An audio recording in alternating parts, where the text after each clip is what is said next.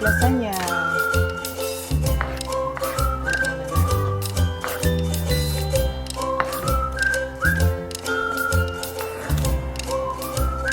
Ngayon guys, gagawa tayo ng lasagna.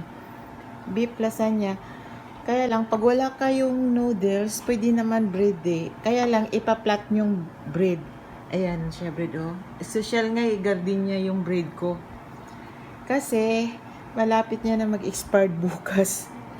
Kaya, gawin ko na lang siyang noodles ng lasagna. Kasi magagalit si Kokoy pag bili ng bili tapos di kainin. O, bago mag-expired, gawin natin paraan. Gawin natin lasagna. Padalata. Kasi pag inabot ang expired yan, pakain sa'yo yan. Ayaw ko naman kumain ng expired na. Ngayon pa lang, iskarpihan ko na siya.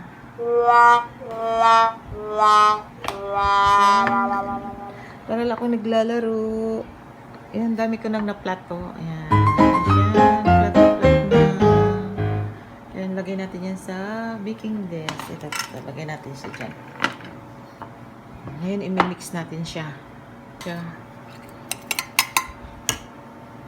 Muna. Saan yung pinakadulo? Saan yung pinakadulo? Ayan. Siya. Ayan. Puno na siya. Tapos, lagyan natin ng beef sa itas. Beef sauce. Tapos, ganyan lang siya bawat layered. Hanggang mapuno. Ganyan lang siya. Wala akong white sauce nilagay. Bawiin ko na lang dito. Ayan. Paborito yan ni Pocholo. Tapos may isa pa. Lagay ako dito. Ito. Ito itong red cheddar. Ito siya. Parang pizza din yan eh. Malagkit din yan eh. Ayan. Tapos i-bake natin. Lagyan natin. Ayun.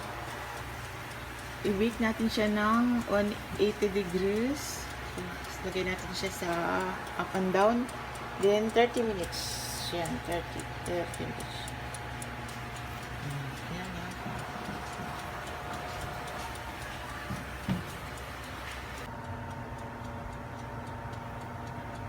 Sabi, tingnan natin siya. Nakadumikit yung kamay ko. Yan. Para na siyang true. Pero imitation lang siya na lasagna. Tingnan natin ulit.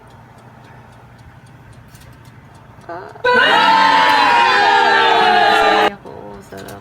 Lapit na siya. Yan. Dito na.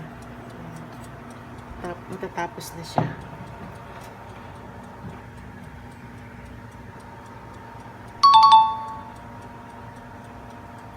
Ayan, finish na yan.